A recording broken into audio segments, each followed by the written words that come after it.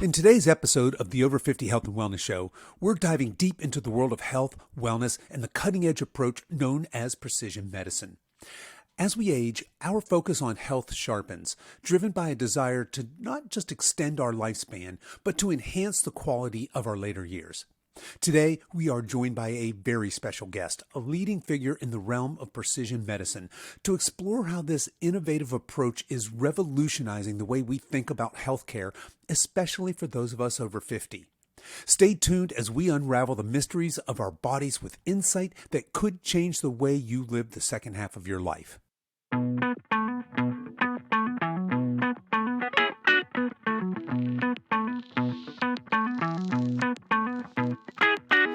Hello and welcome to the Over 50 Health and Wellness Show. I'm your host, Kevin English. I'm the founder of The Silver Edge, and our mission is to help you build and maintain a lean, healthy body that you love for the rest of your life, so that you can show up in the second half of your life as the healthiest, strongest, most vital version of yourself. We have a fantastic show for you today. Dr. Matthew Dawson is here, and he's going to share some important insights on how to optimize our health as we age. But before we jump into that, I want to let you guys know that this podcast is brought to you by Givaderm.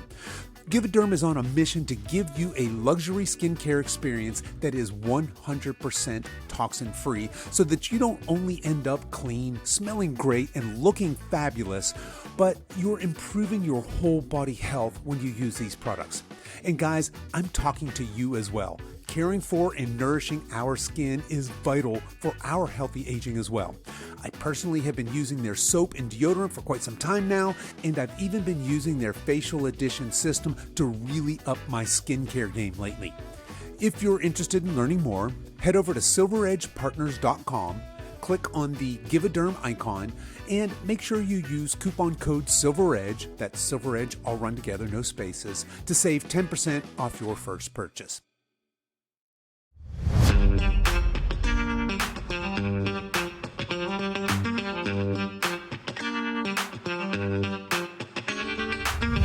Today on the Over 50 Health and Wellness Show, we welcome Dr. Matthew Dawson, co-founder and CEO of Wild Health and a trailblazer in the field of precision medicine. With a medical degree from the University of Kentucky and a residency in emergency medicine at the University of Utah, Dr. Dawson has always been driven by a passion for optimizing health and performance. His career, marked by national awards for innovation and leadership, spans over a decade of dedication to functional medicine and genomics. Join us today as Dr. Dawson shares his journey from an athletics-obsessed teen to a physician at the forefront of personalized healthcare. I started our conversation by asking Dr. Dawson how he got interested in the subject of medicine. I told my mother when I was 5 years old, that's what I was going to do. And I've always been obsessed with how the body works and optimizing it. In high school, no one in my family was a physician ever. I grew up in rural Kentucky. But in high school, I remember I played all the sports. Realized pretty quickly I had no actual talent in any of them. So I really had to focus on squeezing as much as I could out of my body. Ended up getting a scholarship to play a couple different sports because of that obsession. Then really realized against good competition that I really wasn't any good. So I kind of stopped that in college and focused on medicine ever since. And it's been a really fun journey. All right. So what were your sports? You said you had a couple of them that you kind of went into. What were you doing? Yeah, it's funny. I played, I think, every sport in high school. My two least favorite were the ones I got scholarship offers in, which were soccer and tennis. So yeah I played those for a couple years in college. And some of the guys I played with ended up playing professionally. They were really good, and I just wasn't at that level. But it was fun to compete against those guys. Now, I love to play anything. I'm kind of obsessed with pickleball at the moment. So yeah, that's my thing now. Any chance I get to get on the court. Pickleball kind of sweeping the nation here, isn't it? It is. I mean, at first I thought, okay, this is a sport for old people. I don't really want to do this. And then the first time I got on, I was like, this is just the speed and the strategy, just so much fun. I love it. Yeah. All right, man. I love it. All right. So it sounds like you've been active and in shape all your life, fascinated with how the body works, end you up in medical school here. You come out with your medical degree. I'm guessing, I mean, you look like you're a fairly young dude over there, but I'm guessing you didn't just graduate and start this new business here. What happens next? Do you go into general practice? What are you doing? Yes, I'm 78, but because of how good Dr. Yeah, right. How good the medicine works. Folks on YouTube, right? You can see how young this guy looks here. Now I'm 42. Yeah, so I came out. It was in traditional medicine for a few years. Realized pretty quickly it didn't work. Our normal kind of medical model, prescribing medications, pushing pills, putting band-aids on things, just wasn't working, and became really excited about 6 years ago. Really started seeing a ton of evidence around genomics and personalized medicine, and went down that rabbit hole. My co-founder, Dr. Mike Mallon, he and I we were both at universities. We were associate professors teaching other med students and residents. And when we saw this evidence, we realized like we actually can do personalized medicine now, but no one's doing it. And that's kind of what led us to founding Wild Health from there. Gotcha. So we've certainly talked about this on this show in the past, but you said as a doctor, you got in there and you realized it didn't work. You want to elaborate on that? I mean, you mentioned briefly there, hey, we're prescribing pills and Band-Aids. My guess is you're not really, your feeling is you're not curing things. Is that fair? That's right. I think medicine is in an interesting place, like with traditional medicine. I think it's both. It's left behind and forgot a lot of ancestral truths. It doesn't talk about let food be thy medicine, exercise, sleep, the things that we really know matter. So it's kind of too far ahead. It's left these things behind, yet it's also behind. The science is much further along than what we're doing. So it's in this really weird space where I didn't want to be. And even the name Wild Health, it's partly an allusion to that. The wild is about the genomics, the DNA sequencing. Every patient, we go really deep with the science, genetics, epigenetics, all your wearable data, stuff that medicine doesn't do. And then the other part of wild is referring to wilderness and nature and getting people back to growing their own food, exercising in nature, focusing on those natural things. So it's in this just no man's land of behind the science and forgetting the things that we've known for thousands of years work. Yeah, it does seem to have grown up into this behemoth, and we've said it on this show many times before. What is about $4.5 trillion in the U.S. annually in medical spend, and yet we seem to be getting unhealthier, sicker, fatter year over year, and yet we have these astronomical and astronomically growing expenses. And there's this big disconnect between actual health and our medical system. Now, don't get me wrong. I don't want to throw the medical system under the bus. If I go outside and drop down from a heart attack or get run over by a bus, I want Western medicine to come in and acutely care for me. But it just seems like we've done a really poor job in these lifestyle diseases or these preventable. We're trying to cure, it seems like, between pharma and medical, these lifestyle diseases. Is that fair? Yeah, for sure. And you look at the medical industrial complex and the incentives, and I don't want to be a conspiracy theorist and kind of go down that path. Let's go, man. Yeah. The summary of it is it doesn't work, regardless of what the incentives and who's getting rich off of it and things like that. It doesn't work. Right. And our go, we are physicians, we do practice medicine, but we really talk about how to figure out what is the root cause of what's going wrong with you and fix that. Something's popping into my mind right now about one of an NBA player that we were taking care of. And he initially came to us. He's a max contract guy, incredible athlete, but he came because of depression and anxiety, mood issues during the year. Well, we didn't prescribe him an SSRI. We didn't do that. We really went deep. What's going on? Did sequence his DNA, looked at his blood work, but also talked to him. And we found some really interesting things. We found that he was doing the same thing as all the other players on his team, which was right before his games, he would drink a ton of Red Bull, all this caffeine, these uppers. And then after the game, couldn't get to sleep, be up all night, wake up just in time for shoot around, go back to bed, get up for the game in this cycle. And what we realized is it was all related to his sleep. And we wanted to optimize his sleep, but it wasn't that simple. Like doctors or people say, sleep better. Okay, what does that mean?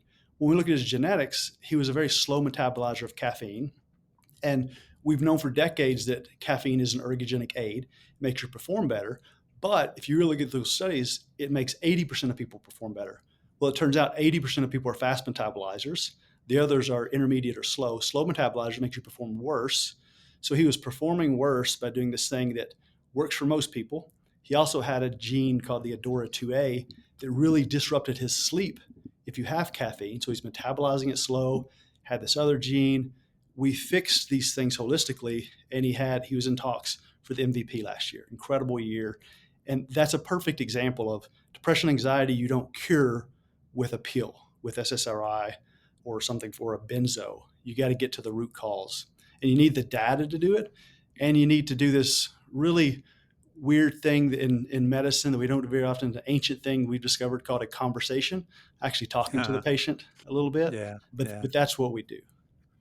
Gotcha. Okay. No, that's a great example when you talk about, because that's not evident, right? You have this high performing athlete comes in, he's talking about these issues, and through this precision medicine, it leads you down this road. Hey, he's got this genetic kind of factor for being a crappy sleeper, maybe, and it turns out, lo and behold, he's also genetically not so gifted when it comes to metabolizing caffeine, and he's doing the same thing everybody else is doing, which is probably chugging, Red Bulls or whatever it is.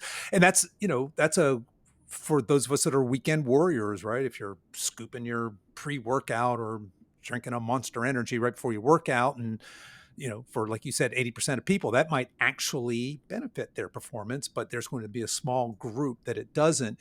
So that gives an inkling of what you mean when you say precision medicine. But before we really dial in on precision medicine, I'm going to kind of go back. You mentioned, I think it was 6 years ago, genomics was kind of, you noticed that genomics was really opening up and it was giving you this, I guess, wild opportunity, right? What is it about, what did you see in the research that was coming, or the availability or the technology that really got you thinking, hey, I could use this to be really specific with the way I treat individuals? Yeah, for sure. So as I kind of already alluded to, I think medicine is usually about 15 years behind the science. So we started seeing the science coming out. It wasn't brand new. It was within the last few years, but medicine certainly hadn't caught up.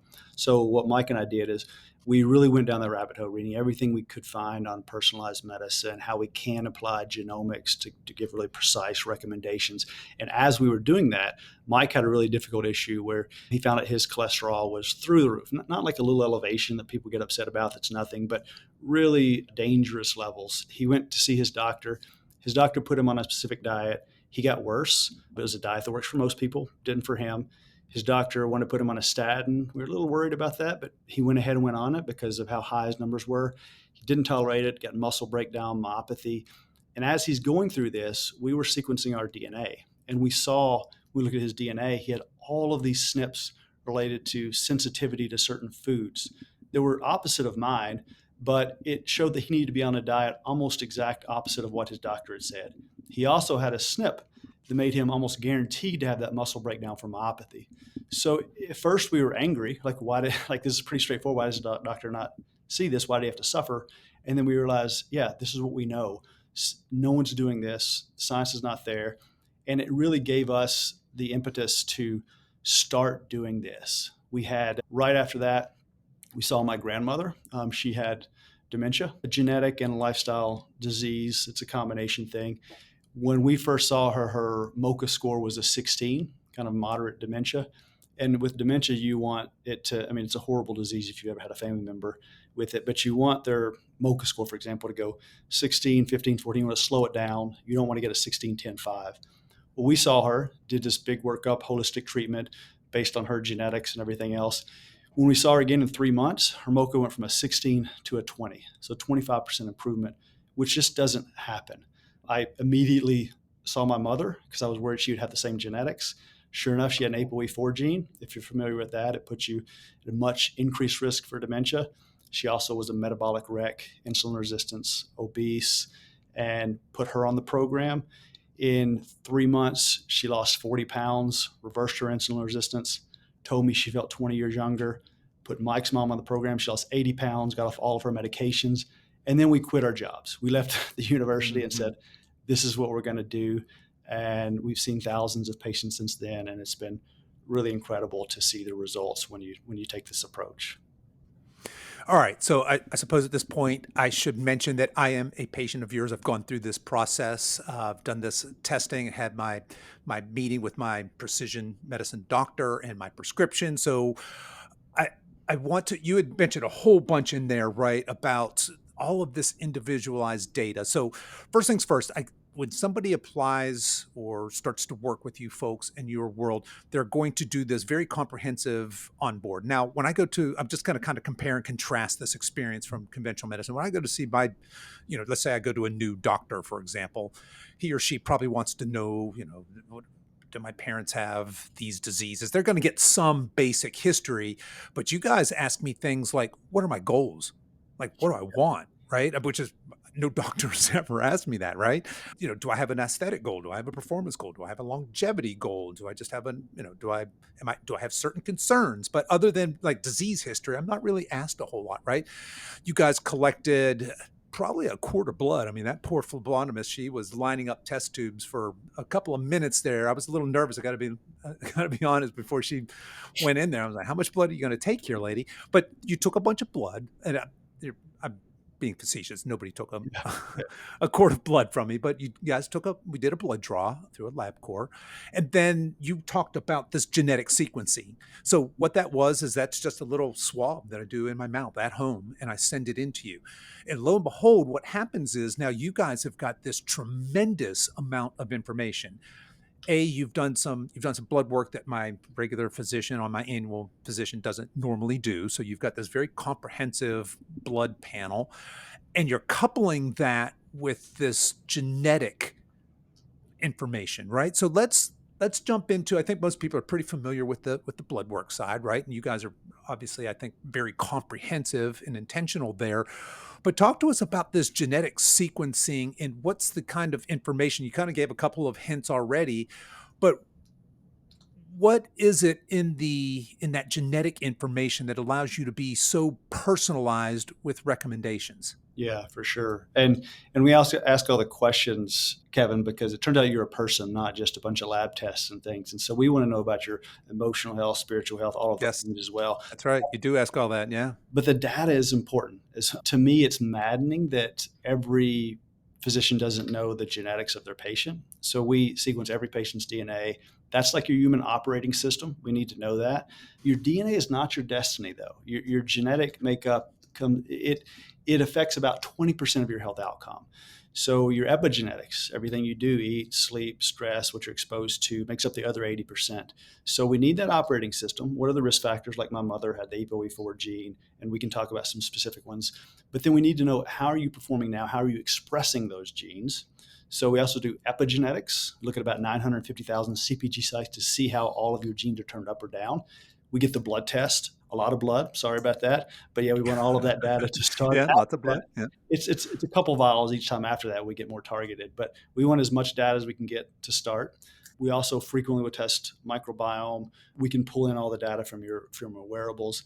And what that does is allows us to give recommendations, and all of it is important. So I'll give you an example for my mother, for example. So with her genetics, she had the APO4. She's at risk for dementia. But when I start thinking about what recommendation we give her around food, she had a VDR SNP. That means she probably needs more vitamin D. But we also looked at what is her vitamin D level. And then, is she in Kentucky in the winter, or is she in Florida in the summer, like for the sunlight? And from there, the kind of AI algorithm that we have can make a recommendation of, you need a vitamin D supplement, or you don't need anything, or you just need to eat more shiitake mushrooms that have vitamin D in it, or you just need more organ meats. Now, for her specifically, she also had a FADS2 polymorphism, meaning she needed more omega-3. She had a collagen 5A1, meaning she needed more collagen protein. She had a BCMO, more vitamin A. You put these together and you realize that the perfect food for her is a sardine. It's got the omega-3, a clean source, the collagen protein, the organs in there for vitamin A and D. And we can identify superfoods for you.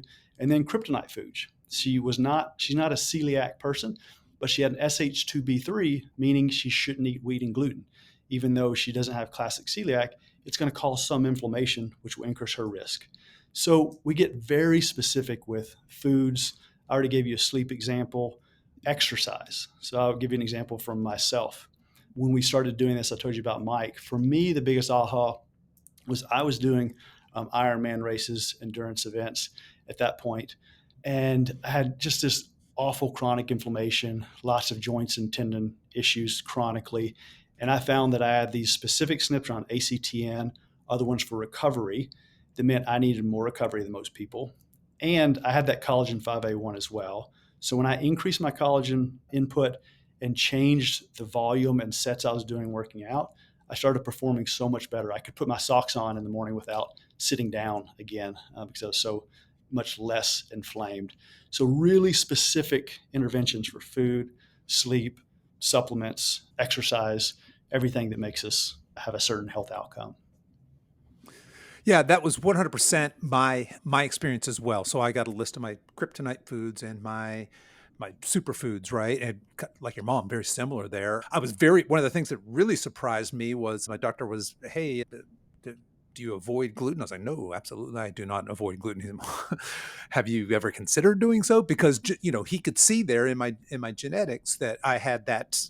What is that, a SNP or an allele? I'm going to go back and ask you to help me with some of this vocabulary. But here are these foods, and lo and behold, the smash fish were recommended for me as well, which people don't know. Smash is that's going to be salmon, mackerel, anchovy, sardines, and herring, I think. Yeah. All the little oily fish. Well, I guess salmon could be a big fish, but yeah. So I got this very specific recommendation for diet, things I should be including. Turns out I'm a crappy methylator, so there was some methylation, some B vitamins, supplements, a high dose fish oil, and a vitamin D supplement. So those were the three supplements, but everything else was just diet, right? I eat more of these cruciferous vegetables, leafy dark greens, go figure, right? Oily fish, and avoid some of these sugar. For me, I am gluten free now as of, I guess, a week and a half to into almost my second week here. Not really missing it, feeling pretty damn good. But to your point, it was really fun kind of going through. I got this full workup on exercise and recovery and how I do genetically there, as well as lifestyle, as well as more, mindfulness and sleep. And I've got all of these ideas about how to best set myself up for optimal health, right? Because that's really what we're talking about here.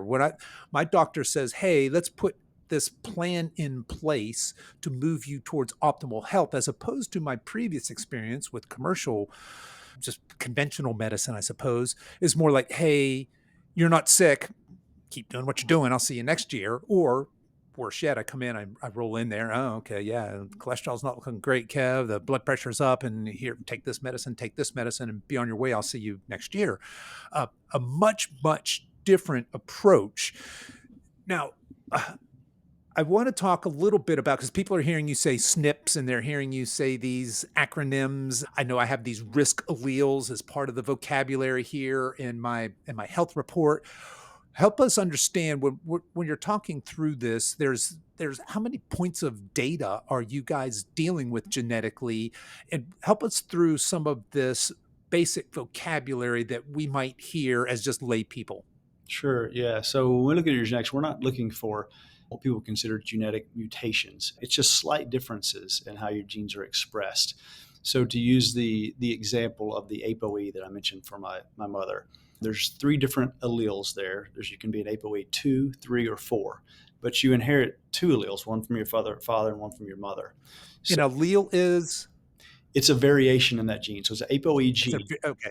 Yeah, okay, gotcha. Two different variations. The 2 put you at decreased risk for dementia. The 4 puts you at increased risk. The 3 is kind of the wild type and the normal version.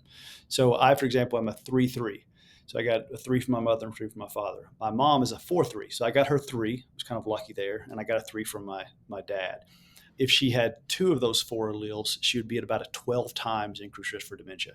Having 1 of them, she's at about a 3 times increased risk. If she'd had a 2, she would be at lower than baseline risk. So that's what we look at, and that's one gene. And you ask how many points. We look at about 700,000 specific SNPs. So it's a lot of data. And when I say we look at it, when Mike and I first started, that's a lot of data.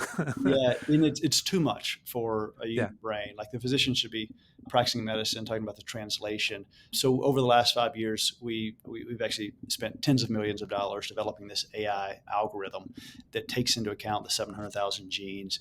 We look at, I think, between 50 and 100 biomarkers, depending on what we're doing, and those have a near infinite range of what they could be. than the questionnaires and the wearables. So it's millions of data points that we're pulling in, and then that leads to the recommendation engine. But even then, when we have that report, there's still some subjectivity with the physician based on your goals and your desires. And if I say the perfect food for you is sardines, you say, no way, I'm never going to eat sardines. Great.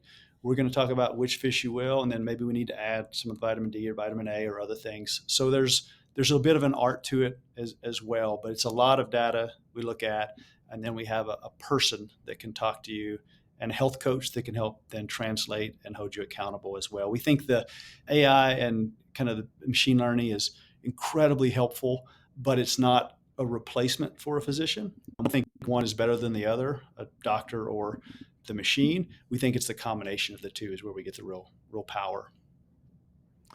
Yeah, I'd have to agree. And then for folks that are trying to imagine what this is like, for example, I'm just looking at my health report here, and under my diet and nutrition, I've got a fat intolerance chart, and underneath there's all these.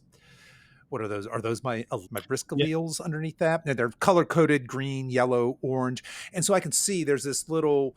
If you're watching on YouTube, I'm making a motion here, but I've got this green to red, so to speak, sort of spectrum of where I fit on all of these different risk factors, nutritionally, movement wise, lifestyle wise.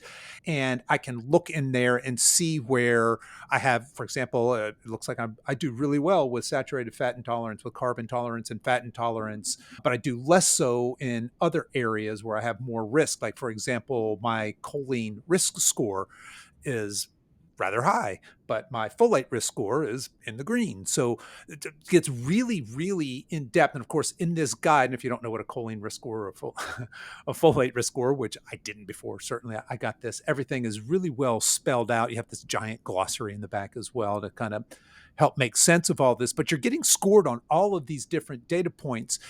And now, like I said, my prescription was just a couple of, he did recommend a couple of supplements, but really everything else is going to be lifestyle. But that brings me to the question, because my doctor doesn't tell me to take prescriptions or other than some vague, hey, you should move more and eat less, maybe if I'm overweight, perhaps, but I don't really get lifestyle recommendations. Are you able to prescribe meds? I mean, if my cholesterol was through the roof, would you put me on a statin? Would you, or I don't know if that's a good example, given that statins, maybe their efficacy right now is being called into question, but do you guys prescribe medicines as well? For sure, when they're warranted. Okay. I mean, in all honesty, we usually stop more prescriptions than we start, but we're not afraid of prescriptions. I mean, the saturated fat is a great example. So Mike and I have almost exact opposite genetics when it comes to saturated fat intolerance.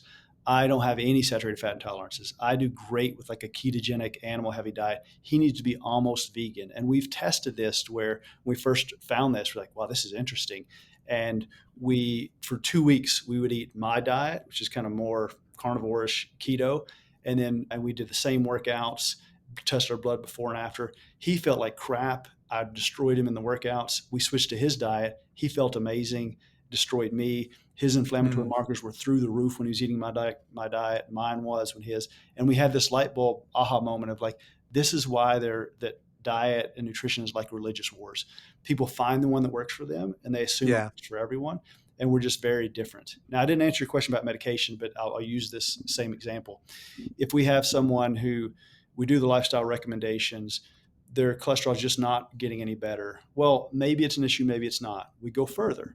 We will do specific tests around what they're going to respond to medication-wise before we talk about a medication, what the risk factors is pharmacogenomics, what medications will work for you, which ones will harm you. And then we go further as well. What we're really trying to prevent, and why people are worried about saturated fat is it leading to plaque buildup in the arteries? Well, we can look at that now. So with our patients, we also do things like a clearly scan, which is a cardiac CTA, an AI cardiac CTA, to look. So if I've got a patient I'm thinking of now who she has really high Lp(a), which is the worst marker for cholesterol and kind of cardiovascular health. However, she runs 5 miles a day, takes incredible care of herself otherwise. And before putting her on a medication, we got a clearly scan. She's 62, but it's pristine. She has no buildup.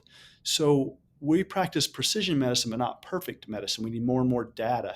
And so now we see that she doesn't need to, any other doctor would put her on a medication.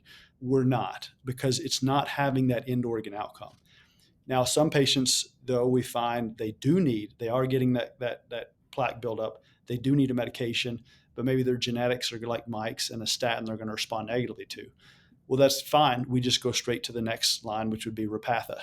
And then we would test that. And then we want objective markers of, are we making progress or not? So then we would retest both the cholesterol and potentially the CTA scan after 3 to 6 months of intervention, however long it takes for that intervention to work. So it's an iterative process as well to get it right. We just use so much data so that we can be more precise and get to the right outcome with less of the trial and error, which is what most of medicine is.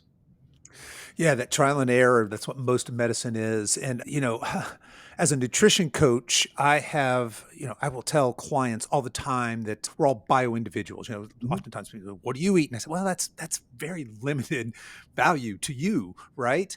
And I used to describe it as, well, it's part science and part art. But as I meet you guys and start talking with you, I realize you're sucking some of the art out of this, right? You guys have really honed in that missing piece, that precision medicine, so that it is much more science and much less art. The art for a nutrition coach is, all right, let me try this. Let me, what I'm looking at is a weekly feedback form that says, hey, here's how I self-rate myself on my sleep and my energy and my mood, as well as, hey, I see your food logs and I see how you're performing in your exercise. And I'm using that feedback. I'm not using 700,000 data points that AI is crunching for me. So I think this is really fascinating where this is going. And I just want to ask, like, where do you see the future of this kind of medicine? Do you see a future where it replaces, I don't want to say replace, but does it become the norm for our care or just healthcare system, or is it still going to be pretty fringe? How does that look? Yeah, it's a great question. So you mentioned it's being part science, part art. I would agree with that. And I would say it definitely is that. Our approach, though, is that we just want the best science and the best artists. Like your doctor, Dr. Graham, is just an incredible artist. I see him. He's brilliant. But we don't want him to just be relying on that. We want to give him the best science. So it's still science and art. We just want to elevate both of those. So where it's going, science is progressing so fast right now. So I tell you, one of the things I'm really excited about, and what really excites me is it's here. Like I heard a quote once: "The future is here. It's just unevenly distributed." Same thing for medicine. Sure. It's here, yeah, unevenly distributed. What excites me is when the cost comes down to where everyone can afford it. So that's the next big breakthrough, I think. And I think where that's going to come is epigenetics. So I mentioned on our patients, we do epigenetic testing. So there's a company that we use called True Diagnostics. They do incredible work with epigenetics. So I said they look at kind of the 950,000 CPG sites. And from that, they can predict biologic age or pace of aging, which aging is the number one risk factor for all diseases. But they also can impute these 4,000 different things with the drop of blood, all these different proteins, metabolites, biomarkers. And it gives us so much more data. So we'll have the 700,000 genes, the 950,000 CPG sites, and the cost is coming down.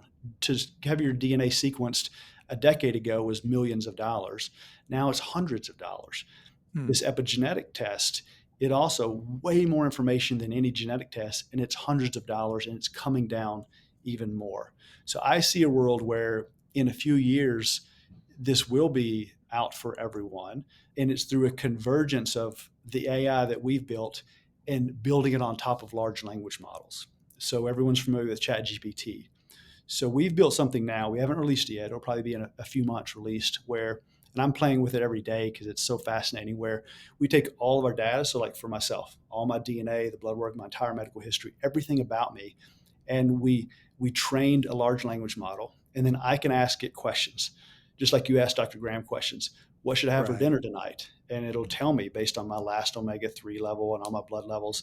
And it gives me incredible answers. And I ask it, hey, am I at increased risk for cancer? Which type? What should I do? Amazing information. So right now, what we do with a doctor and a health coach and all the testing, it's not cheap. which bothers me because I grew up poor, and where I'm from, people can't afford this. We're not years away, we're months away from having this product where we get all the data, and all of our patients who we see now, we're getting all the data. And so in a matter of months, definitely less than 12, if they want to go into this kind of large language model care, giving them the wellness recommendations, they'll be able to at close to no marginal cost, because it's being delivered just whatever the cost of the servers are. So that's what really excites me, is being able to do this at scale. I want everyone to have access to a doctor and a health coach and all of these things. But even health coaching, if we remove the doctor from the loop, we know that 90% of someone's outcome is not the medical part, it's the lifestyle things. So just arming a health coach with this large language model thing is going to be so powerful and make it so much more affordable. That's what excites me, is being able to scale this to everyone, regardless of their ability to pay.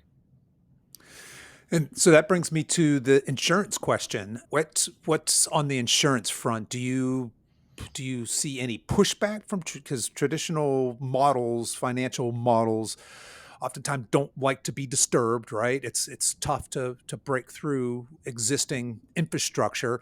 Do you see any pushback? Is that something you guys are pushing hard for? Where I've got Blue Cross Blue Shield. Can I just sign up and roll with you guys? How does that look?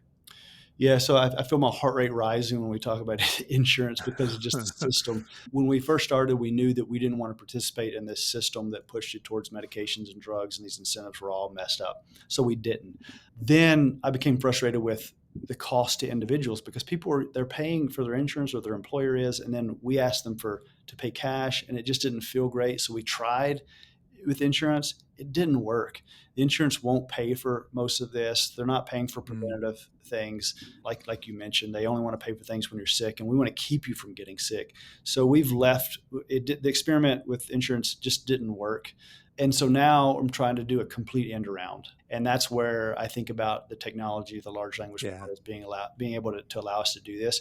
Our outcomes, we published a white paper about a year ago. Our outcomes are incredible, way better than anyone's getting. So you would think that insurance would pick it up. To give you one example of outcomes, diabetes, type 2 diabetes. Normally, traditional medicine will reverse type 2 diabetes in about 3% of patients. We looked at all of our patients who came to us with prediabetes or diabetes. 48% of them, just with lifestyle recommendations, completely resolved their A1C to normal. So you think that insurance would be jumping up and down. But again, not to go down the conspiracy rabbit hole, but the insurers, when we've talked to Humana, to Cigna, we've talked to them, and we say, look at this. You can save $12,000 a year on these diabetic patients. They don't care, because the truth of the matter in our system is they may be insuring this patient now. In 2 years from now, it's going to be a different insurer. So why would they care about saving money for the other ones? Their profits are capped at a certain percentage. It doesn't actually help them to make people better. So we've just opted out, and we think there's a better way, and we're trying to build that. All right. So let me just keeping the tinfoil hat on here for just a minute longer. It seems to me, as you're saying that, because clearly insurance plays the game with big medicine, big pharma. Do you feel like there's resistance? Because there is, let's face it, there is an ugly financial reality associated with, I'd like to call, especially those of us in my age group, right? I'm going to be 60 here in a month. We're cash cows. Most of us, we're sick, we're unhealthy. We're going to spend the rest of our lives on monthly prescription drugs. So there, and again, I don't think there's this evil cabal of men somewhere in the world wringing their hands with delight and glee because we're sick and paying. But there is a very ugly and very large, substantial financial reality there. Do you feel like there's pushback or resistance for people like you and what you're doing, or is Big Pharma still think you're too niche? And when I say you, I just mean this sector of, hey, because you guys you're not playing by their rules. You're not. I came into this and nobody said, hey, Kev, here's some prescription meds. I think you should go take them. This is, I mean, in my case was 100%, other than a couple of supplements. It was all lifestyle stuff. And I don't think that plays the game the way the current industry wants you to play it. Do you feel like you're up against a stacked deck? So I just to go back, like you, I don't think there's anyone out there trying to get us necessarily. However, it's just all about incentives. Charlie Munger, the famous Warren Buffett's partner, said, if you can study one thing, study incentives. And so when you look at the incentives, like the payers, they just don't have an incentive for us to be better. If their financial model is they get a certain percentage of profit based on their premiums and what they spend, if we spend more on care and they just pass the premiums along, they make more money the sicker we are. Same thing for most just primary care doctors and hospitals and everyone else. The sicker we are, the more money they make. And so until the incentives are fixed in the model's not going to work. And so that's why we're coming out. I don't think anyone is colluding against us, or I mean, we're nothing. The $4.5 trillion, like we're nothing. No one cares about us. Got a ways to go yet. Yeah. So I'm not that paranoid, but it's just not a system that I want to play in because the incentives aren't correct. Yeah. All right. Well, thank you for that.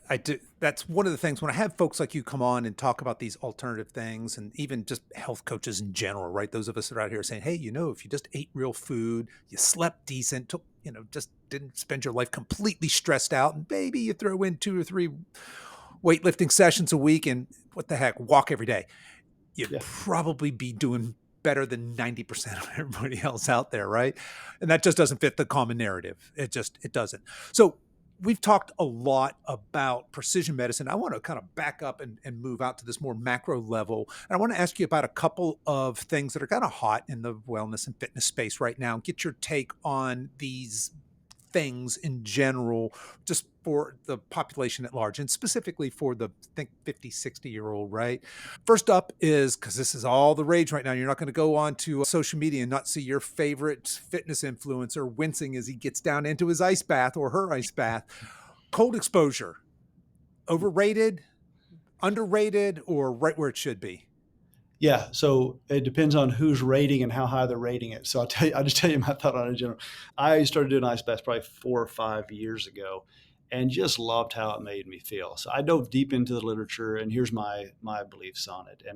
And my beliefs are based on my reading of the literature and my experience with myself and patients. Where there's some clear evidence is with mood. So you definitely get a surge of your catecholamines, norepinephrine, dopamine, these things.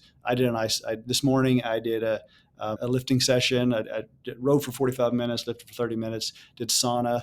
I've got a plunge, did the cold plunge, tried to separate it far enough out from my lifting so I wouldn't have blunt the effects of that. Did some sauna again, and I felt amazing. Where the evidence is for mood, there's maybe a little bit of evidence on kind of the immune benefits, people getting fewer colds in the winter. If I had to say, is it overrated or underrated? Right now, it's so hot, I'd say it's probably overrated. But having said that, I do it because I think there's benefit and I frequently recommend it. Now, it's a stressor. It's a hormetic stressor, but it also adds to allostatic load. So everything we do and talk about is extremely personalized. If someone is crushing themselves, stress at work, doing a ton of workout training for things, has all these other things going on, no, don't do it because it's another stress. But I do it. It's just a very individualized thing. Yeah. So you're going to keep batting me back to individualized. I know you are, and with good, for good reason as well. The other one I wanted to ask you about was the heat, right? The sauna. Great for me. Should everybody do it? Or is it going to really be one of those, it depends? So everything it depends. However, sauna is one that I can give you a much stronger recommendation on. When you look at the studies of Jari Laakinen from Finland, I mean, these were like studies over decades, big studies. And the results for cardiovascular disease, all-cause mortality, dementia, those things, if sauna was a pill, it would be a blockbuster multi-billion-dollar pill. It has a big effect. Obviously, you could overdo it and hurt yourself, but I haven't really seen many people do that. I have seen a couple people because we kind of some crazy patients who really go all out.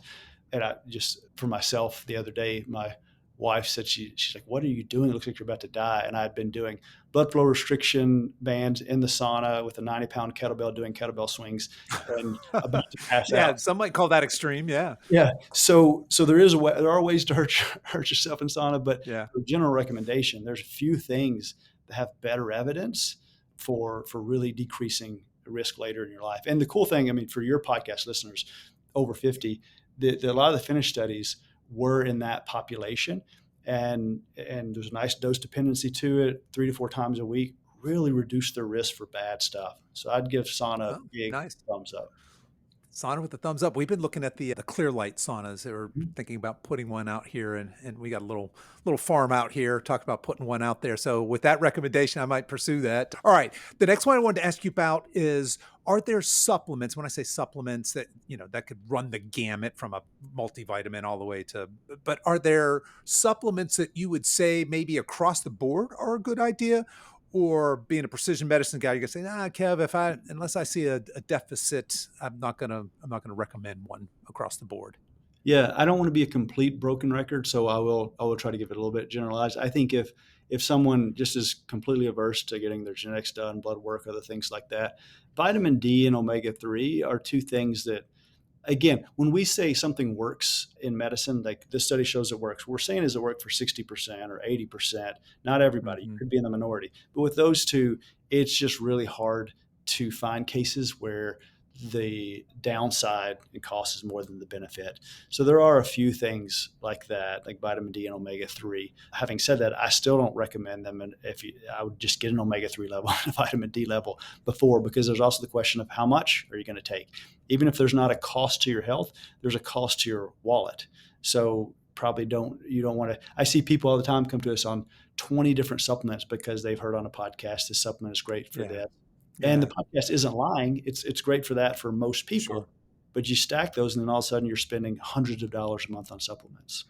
Yeah, there was a time in my life when I was convinced that's where the secret lied, because I didn't want it to be eat healthy and manage your stress and to work out regularly. I wanted it to be, hey, well, I don't mind spending a little bit, and I had a whole cabinet full of them, and I've pared that down pretty considerably these days. What about creatine? That one's got obviously a lot of studies behind it, but some of the more recent studies that I'm seeing are showing like cognitive benefits and things that are outside of the bro reason why it was, I guess, very popular 20 years ago. Is that something you guys would think that's recommended across the board? Or again, is that, well, Kev, that depends. If you're this genetic type, you probably should. And if you're not, then maybe you shouldn't. No, I'm embarrassed I didn't say creatine with the vitamin D and omega-3. So, and Okay. on So is that what you'd put up there? 100%. And honestly, I may Okay. put that ahead of those two because there's not really a great test for that. And so, I mean, I take this morning, I had 5 grams of creatine in my coffee. I have creatine every morning. And obviously, and most people, yeah, think about it as bros and weightlifting, but it's really the cognitive effects, which are kind of impressive. And I just haven't seen anything really on the downside of that. I think Right. used to in bro science, people talk about dehydration and worry about your kidneys. The kidney thing, I think, is mostly a myth. People are just confused creatine with creatinine and things. It's not really a thing. And you Yeah. just need to drink enough fluids anyway. So I think creatine is extremely low risk and high yield. And I have this conversation all the time with women who think it's just a guy's thing, a weightlifter thing, but it's not. Creatine is a really great supplement we recommend to Creatine, yeah, it most seems to people. be having a moment right now. Yeah. What about, why am I drawing a blank? Like the functional mushrooms? What is that class of, like, ashwagandha? Those are what's the word I'm looking Adaptogens. for? Yeah, Thank you, adaptogens. What about the adaptogens? That's kind of going back to that ancestral thing, right? Some of these things we've used for thousands of years, and they seem to be having a moment now. Is that, again, kind of, hey, I'd rather have that be more precise, or that's something that, yeah, it's less downside, more upside I for think general health? definitely less upside, more downs. I mean, sorry, less downside, more upside. However, here's what I'll say about those. So I have functional mushrooms every day. I mean, I live in the woods in a couple hundred acres, and I've got hundreds of logs inoculated with culinary mushrooms. So I grow lion's mane and it's a little bit of reishi, a lot of golden oyster and shiitake. I also drink Four Sigmatic. I love their lion's mane and Yeah. shaga coffee. So shaga, I had reishi last night, shaga and lion's mane this morning. I think those are great. I don't see any reason why you wouldn't do those. However, when we talk about adaptogens in general, you mentioned ashwagandha. That's an interesting one. I think it's very useful. It can kind of blunt cortisol, but there also can be some risks with blunting cortisol too long and consistently. So while we think of adaptogens as something that you can't really do too much of or it's fine for everybody, I still would like with people when I talk to them to get specific. Like, don't just not just use the word adaptogen, but what are you talking about? Is it shaga? Great. Yeah. For it. I don't see a downside. Ashwagandha, I don't do it every day. Let's use it targeted for a specific reason. So I still like to get kind of specific with even adaptogens. Right on. All right. Well, thanks for that. Matt, as we're wrapping up here, I just want to finish on this with now with the whole GLP-1, the semi-glutide. So folks, that's Ozempic and Wegovy and some of these weight loss drugs seem to be having a moment now, right? Because they're effective. So I think probably for the first time we can say, hey, we have a pretty reliable and very effective way for people to lose weight. Now, I'm not saying that lose fat or build muscle, but to lose weight.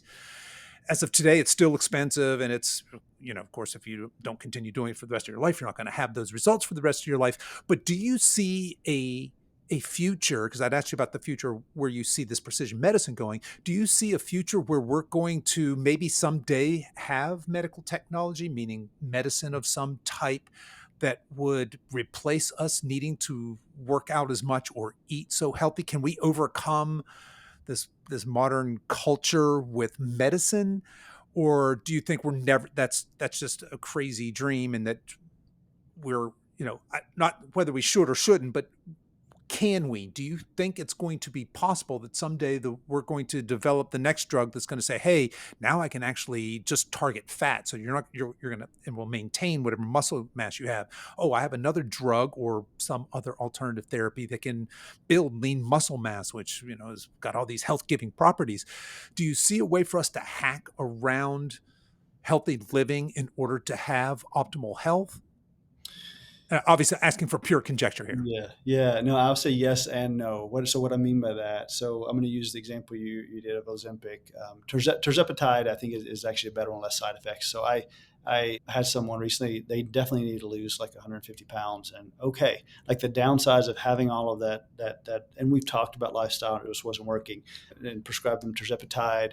They're doing fantastic. But I made them promise, like, when you do this, you're going to have to eat 200 grams of protein. You're going to have to do resistance training. Otherwise, I'm not going to do this, because we can't lose all your muscle mass. It's just critical. And it's been a game changer for them. And so many people, these GLP-1 agonists are incredible. And so certainly we could solve the problem maybe of obesity through science. However, that doesn't, to me, say we don't need to exercise and eat healthy, because we as humans are meant to move. So even for this person who I wanted him to get off all the weight just because of the metabolic, is just so metabolic unhealthy, that doesn't mean he needs to not exercise. Exercise affects mood, so many other things. Walking and moving is a big part of what makes us human. So while I am excited about scientific progress, this person had tried for years, couldn't lose the weight otherwise. Science really gave them a leg up. Yeah. But it absolutely doesn't mean that he doesn't need to be just as or more focused on the nutritious food he eats and movement for his mental health, just to feel good about who he is and be a thriving human being. Yeah. I'm just concerned. It seems like we're spending so much money trying to find the Soylent Green or whatever. Yeah. We'll soon be just drinking this highly processed medicine shake, and we'll go sit in a pod for 30 seconds, and that will be our daily movement prescription, because it's going to stim our muscle cells or something. And we're moving into this dystopian future where medicine is just kind of really taken over. I don't, obviously, you might tell by my tone of voice, I don't think that's going to happen. And I clearly don't think it should, but it does seem like there's a lot of money chasing, there's to your point, this person who's very overweight and just needs to lose that weight medically and has tried all their life without success, right? That there has to be a glimmer of hope in medicine coming up with these technologies. But I'm with you. I think coming alongside of marrying technology, the best of technology with the best of healthy lifestyle is clearly the way to go, right? Yeah, but even then, like with this individual, the plan is not for them to be on this medication for the rest of their life. This was a Right. bridge to health. It's not the Right. solution. Bridge to health. Yeah. Right now, he's weaning off of those. He's got his lifestyle under control. When you're that unhealthy, sometimes you need a little extra kick. When you have that much fat, so metabolically unhealthy, you're not motivated. It's a vicious cycle. So we use tools in medicine, but we need to see them as tools and bridges. They're not the solution. And he understands that, and he's made the changes, and now he's coming off the medication, and he's going to move because he's a human and he needs to, not to lose the weight. But we've got him in a situation now where he can do that. All right. And then, Matt, as we're just wrapping up here, you've talked a lot about, you talked about this guy that you're very obese, and you've got some pharmaceutical interventions to help kind of get him into a stable place and moving him forward. You talked about professional, high-level athletes. Who is your target? Who are you guys going after, or is this medicine for the masses? Yeah, what we do, it's only for human beings. So I think that'd be our target. Right. Human beings. There you go. I mean, yeah, kids. Do you work with kids? So we're not, only because of the Okay. sensitivity around genomics and DNA sequencing, and kind of just giving consent around that. So there's some sensitivity. One of the things that we don't want is parents who do this so they can create superhuman high school or middle school athletes and things like that. We're not really. Yeah. We just. Right. I have 4 kids, and I just see a lot of that. So right now it's 18 and over, but kind of 18 to 100, and however old you are is kind of the target. We do have my grandmother, 80-something-year-old with dementia, then max contract NBA players. It's anyone who wants to feel and perform better. That's basically it. Fantastic. Anyone who wants to feel and perform better, and I'm guessing that's everybody out there listening to this, myself included. All right, Matt, let's go ahead and put a bow on this. How can people get in touch with you? How can they connect with Wild Health? How can they learn more, potentially work with you?